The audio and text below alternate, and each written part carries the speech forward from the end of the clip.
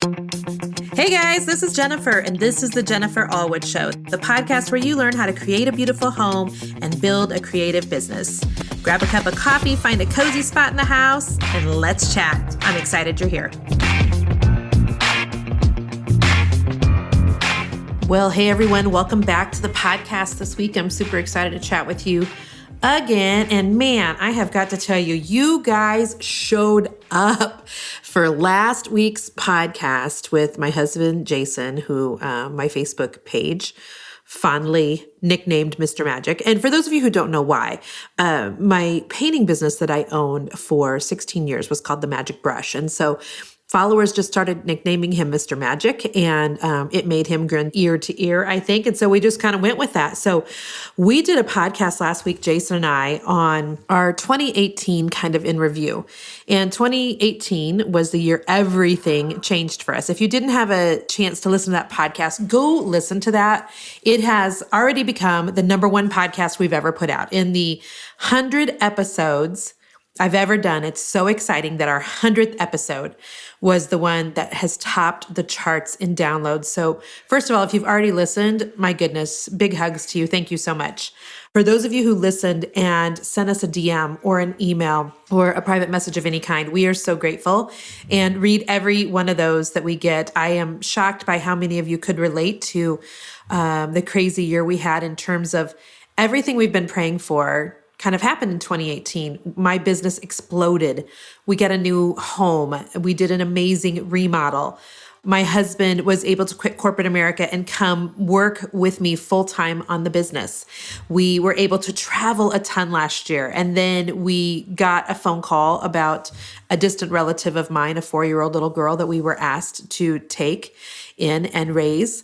And that was also amazing. But all of those things required just a lot of emotional energy and actually a lot of physical energy too. I mean, for any of you with toddlers, you know what I'm talking about here. It's physically draining.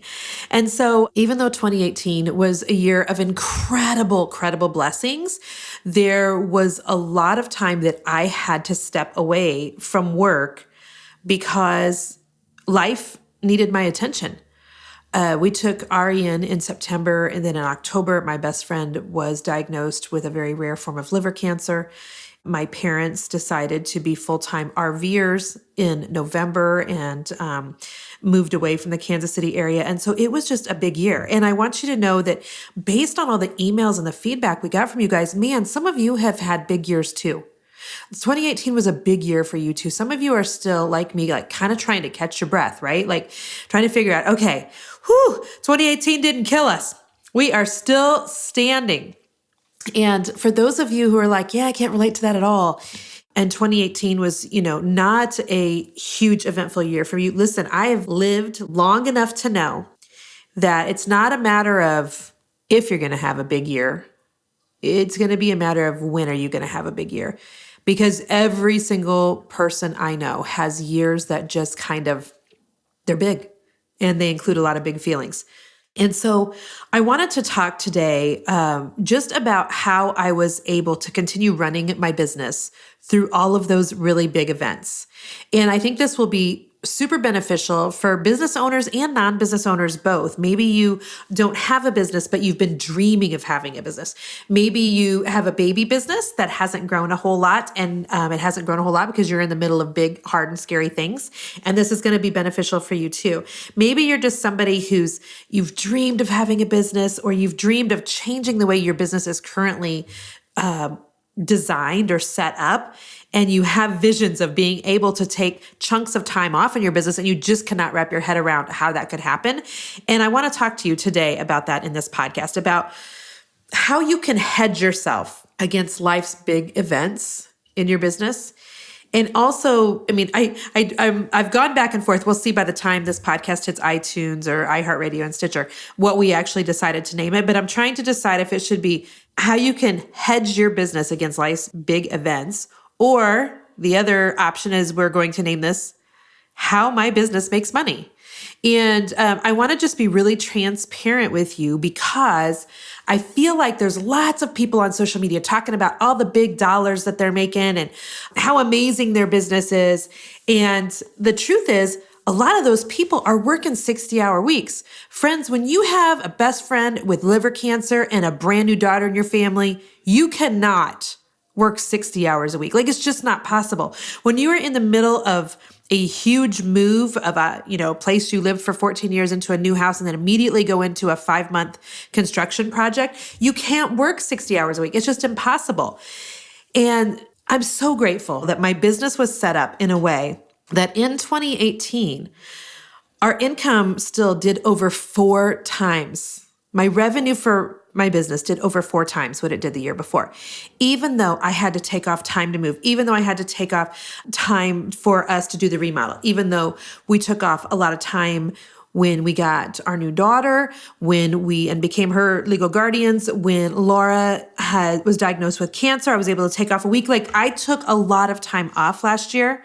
And if all of this had happened to Jason and I, to Mr. Magic and I 4 years ago, my friends, we would have been in big trouble. We would have been in big trouble. And for some of you listening right now, if you have a bunch of crap go down in your life, your business is going to be in big trouble too. And so I get it. I literally was there just 4 years ago. So I want to kind of explain to you how our business is set up so that you can start thinking about how you can set up your business. Okay. So let's talk real quick just about the different revenue streams that my business has. You might want to grab a pen and a paper. And by the way, this is what I'm teaching in my Creators Roadmap course that will be open on February 11th. This is the content. I go deep into each one of these 6 areas because these are the revenue streams that I have. A lot of them are passive, meaning, I think past new revenue streams, it sounds real sexy and whatnot, and a lot of people don't really know what that means. Well, it means something like I get paid to have a website with ads on it, and that money shows up every month regardless of if I work or not.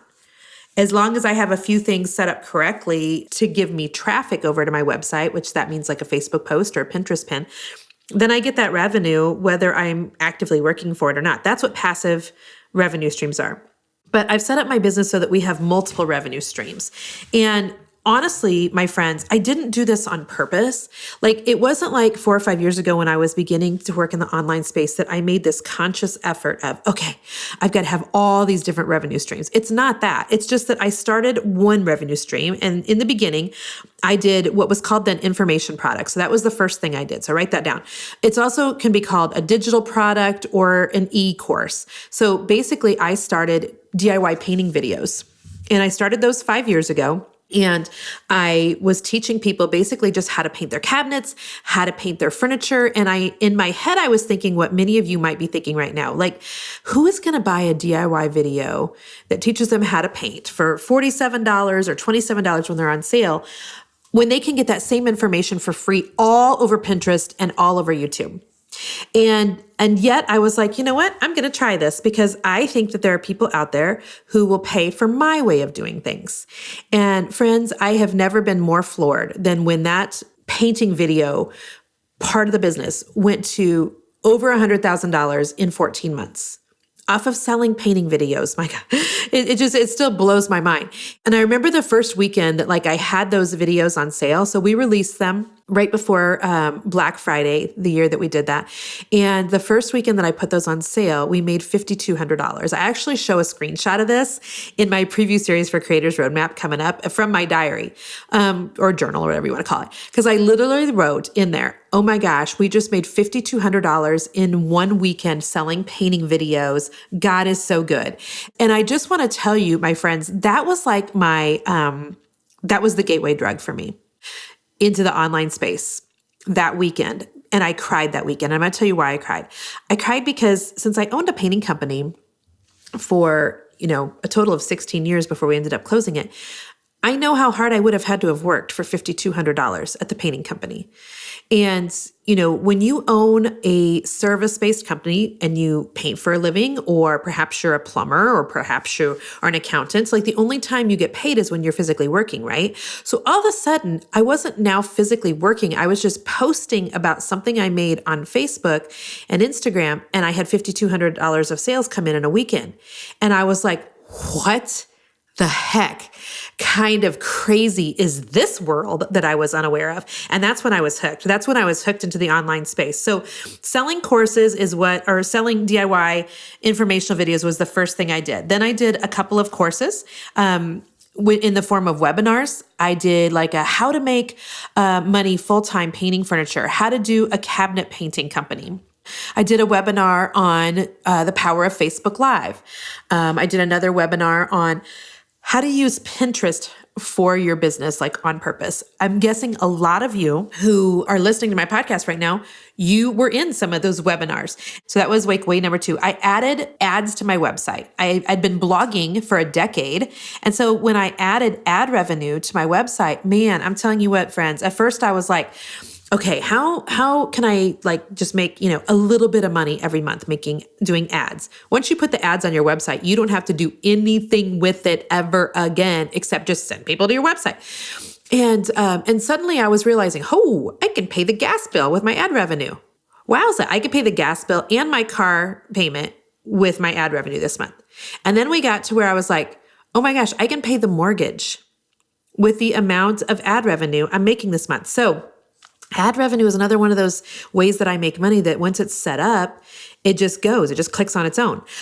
We also make money in my business from doing affiliate work. So this means that a lot of times you guys will say, Jennifer, where'd you get that rug in your office? And I'll be like, hey, girlfriend, I got you an affiliate link. And then when you purchase that rug from Home Depot or Rugs USA or wherever, I get a percentage of that commission. And I'll tell you, if for those of you who are like, I could never do that. Oh, yes, you could. Listen, for those of you who are listening to me speak right now, and you already have friends asking you, girl, where'd you get that coat? Girl, how do you do your hair? Where are you getting the bows you're putting in your daughter's hair? Where are you getting the cute farmhouse things that you decorated your kitchen with? Or any questions like that? That is a dead giveaway that you could be making money off affiliate income. So we did that. Eventually, brands started paying me to do sponsored content. So in the year 2018, I worked with several large national companies. Hobby Lobby is going to be the one that comes to my mind right off the top of my head.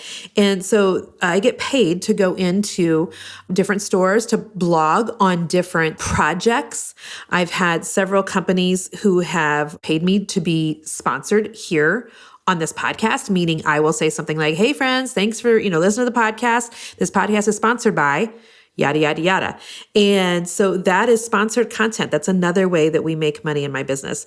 I also have a membership site for the Inner Circle. This is where I have 2,300 business owners right now who are paying $47 a month to be in that group with me. We have like a whole library for Creators Inner Circle where people are able to learn how to build their social media so that they can essentially sell more. Listen, it's a numbers game, you guys. It is a numbers game. If you currently have 1,000 people on your Facebook page and you are making $1,000 a month, hopefully, if all things are equal, if you double your following to 2,000 followers on your Facebook page, that then you could increase your revenue to $2,000 a month. Numbers do matter. Numbers do matter, especially if you want to do sponsored content, because brands are going to be interested in working with people who have a lot of followers. So numbers do matter. And the last way that we make revenue is one-on-one coaching. And so there are times when I will take one-on-one coaching calls and we bill those out by the 30 minutes and people can pay me just to pick my brain for 30 minutes. And so those are the 6 ways that I make money in my business. And these are the ways that a girl who just had a painting company here in Kansas City where I was able to work 2 days a week outside of the home so I could stay home and raise my kids, has now gone from that painting company to a multi-7-figure business online in just a few years.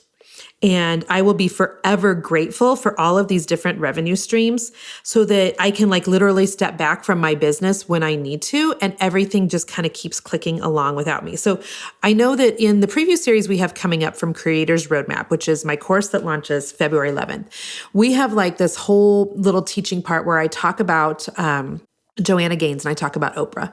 And by the way, if you'd like to be notified when you can watch this series, go to creatorsroadmap.com. In fact, just like while you're listening right now, just hit pause and go over to creatorsroadmap.com. Literally just put in your email address. And as soon as the videos are ready to go, we will start sending those out to you. It will be the first week of February. And we have some interesting things like little quizzes for you. I'll tell you more about that in a second. But in the video series, we look at like Joanna Gaines and Oprah, who are, two women with clearly very powerful businesses and brands. And I give examples of how both of those women have multiple revenue streams also. Like if you look at Chip and Joanna right now, of course they have their TV show. They also have a paint line. They have a bakery. They have a magazine.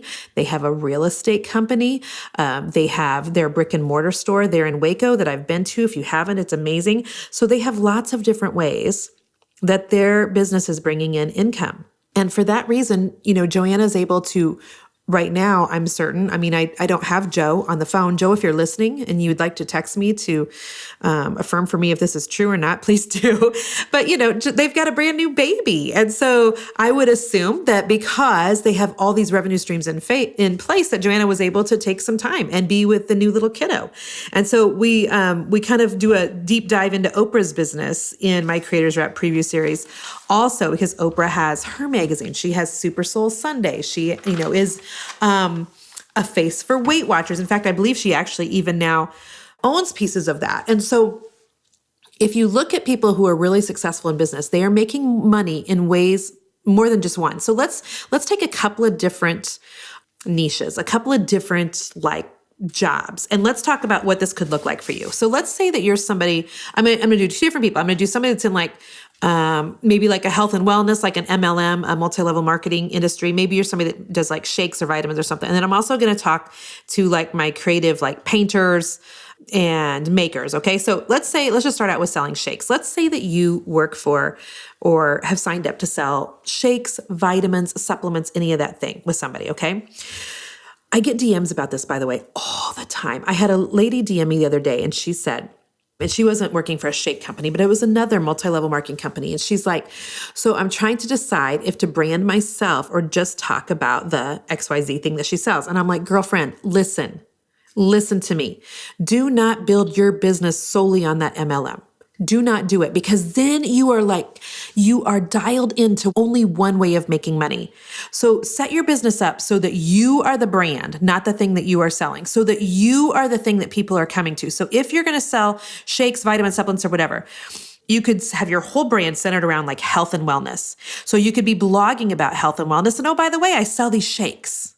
And you could do some like health and wellness fitness courses. You could do a paid fitness group online. And oh, by the way, I sell the shakes. You could coach people one-on-one with your fitness. And oh, by the way, you sell the shakes. You could do videos, that sort of thing, and ask other companies that are somehow related to what you do if they would sponsor you. There's plenty of fitness companies that would be willing to send apparel out for you to wear in the videos, and you could say sponsored by XYZ. Maybe like you could get a yoga mat from a yoga company. I know I'm thinking of one of the women in my inner circle right now, Jerry, and Jerry sells hula hoops.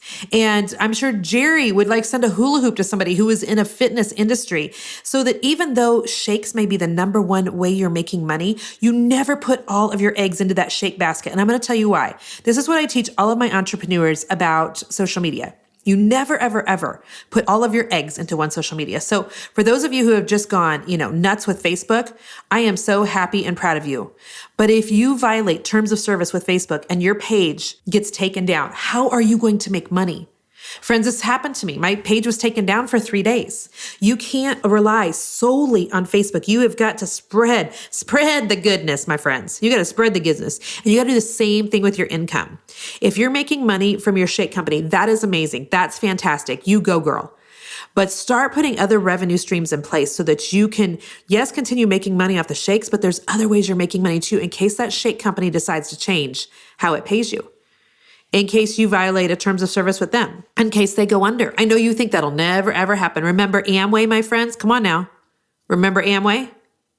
So never put all of your eggs into one basket.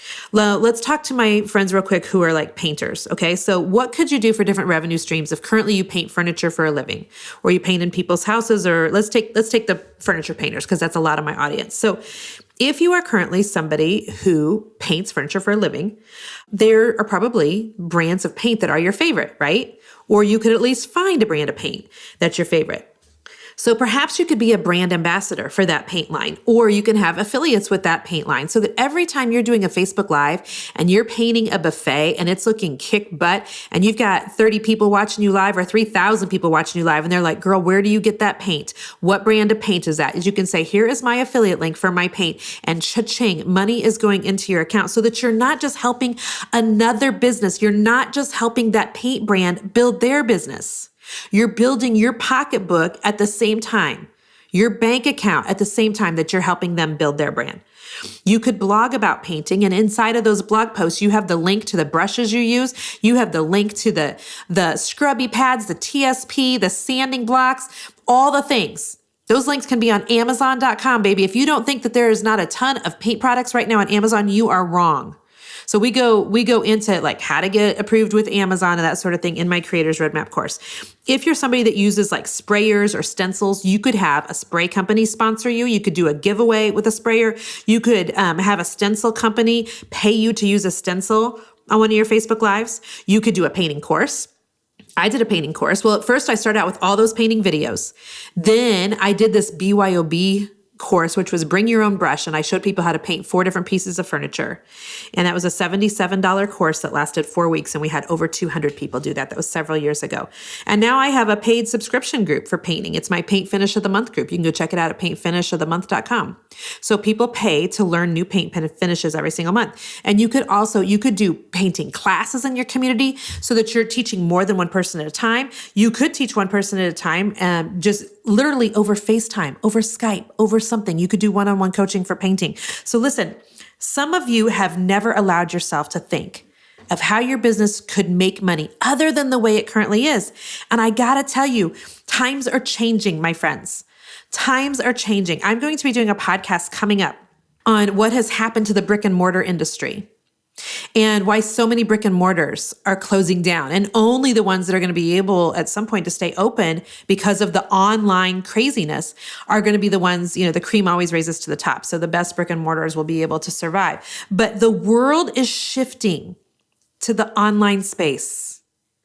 I hope that you're seeing what's happening out in the world. And even if as makers and as people who, are DIYers, even if we hate that, because we hate that Amazon Prime is taking so many of the sales when we make really cute headbands in our boutique.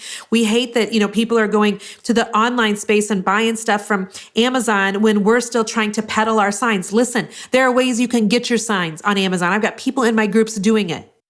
But we can't just bury our head in the sand and pretend that whole shift is not happening in the online space. My husband and I just this morning, Mr. Magic and I were talking about Peloton. Who has the bicycles and you can take the classes online. And we were talking about how people are even opting right now to stop going to a local gym and just take classes. I put that in parentheses online from an app on their phone. Listen, people are busy. In a world where we're so overconnected on social media, there's more people needing downtime and down space, and they don't want to go out to shop. They don't want to go out to take a class. So it is up to us as entrepreneurs who have businesses to figure out how we can get our thing in the online space. If the entire world is shopping online, you better be online somewhere. There better be somewhere online where you're making money, whether that's you've got a blog that's producing you money, whether that's you're doing Facebook Lives that are making you money, you're offering a course online, you got a membership group. You've got to figure out how you can make money online too. So listen, my Creators Roadmap course does not open up until February 11th. But before the course opens, I have this, we're calling it our preview series, which is basically going to be something I swore I'd never do. Are you ready? Somebody write this down. If you listen to my podcast episode on why I don't love free Facebook groups, you're about to get floored right now. I am opening up a free Facebook group just for 2.5 weeks. It's called a pop-up group, so it's not going to be open for very long. And inside of that pop-up group and in my preview series, we're going to do several things that help you figure out how you could do something online with your business. We're going to figure out of all those 6 revenue streams I just talked to you about, the ways that I make money, which of those would be a good fit for you? We have like a personality assessment that figures out what would be a good match for you. Because I know you see other people doing this. You see people in your industry who are doing courses, who are doing paid groups, and you wonder how you can do it too. And you're feeling like, well, what am I going to do to stand out? And do I do a course first or an ebook first? Or do I do a membership group? Like, what do I do, Jen? Well, I've got this whole quiz that's going to help narrow that down for you quickly. And then we also have inside of the group a whole training on how you guys can reduce your overwhelm so that you have time to implement one of those ways of making money into your business this year. Because it's fine if you go, oh, awesome. Well, according to Jen's quiz, looks like I should be doing a course. But then you're like, now what? Now what? Well, now you need the time to do the course. You need the mental space to lay out the course. And so I teach you how to come up with some more time in your business so that you can implement some of the things that you want to in 2019 so that your business in 2019 looks different than it did in 2018. So that if in 2019 life comes for you and you have some big major shifts happen like Jason and I did, that you're still able to make money. Listen, for some of you, if you broke your arm right now, or got called in for jury duty, or had to take care of a parent who is aging, it would really, really hurt your business financially. And I want you to know that there's ways of setting up your business that you can hedge your business against those things, okay? So listen, go right now over to creatorsroadmap.com. You just put in your email. When we open up this Facebook group on February 1st, you will get an email that says, even though Jen said she'd never do a free Facebook group, here's a link to the one time that she's going to do just a pop-up group. This group will not be open forever, but it's a way that I can deliver you some really intense content in just a couple of weeks. We can give you the quiz. We can kind of get everybody in one place. We can have, thousands of us all kind of playing back and forth off one another and giving one another ideas. It's going to be super, super fun. It's going to be so amazing. I'm so stoked. So that is how I make money in my business, my friends. Those are the 6 ways. That is the entire content for my Creators Roadmap course. Those 6 ways of making money were what was able to still, even though we had to take a lot of time off in 2018, for life. I needed to be really emotionally available for my family. When you bring in a new kiddo, there's just stuff that goes with that. There's appointments with the bio family. There's therapy. There's needing to, go back to preschool hours, which meant that instead of working from 8:30 to 4 every day, now I can only work from 9 to 3. You know what I'm saying? So things just happened. My best friend needed me. I wanted to be available for her. And I'm so ridiculously grateful that I was able to do all of those things, but that my income did not take a nosedive. And instead of nosediving, it went 4.5 times what it was the year before. I want to be able to help you to do the same in your business. So go over to creatorsroadmap.com, get on that wait list. We'll send you out some emails as the date gets closer and talk to you more about how you can implement some of these revenue streams in your business as well. All right, friends, I thank you so much for being here again today. We will be back next week. I cannot wait to talk to you next week.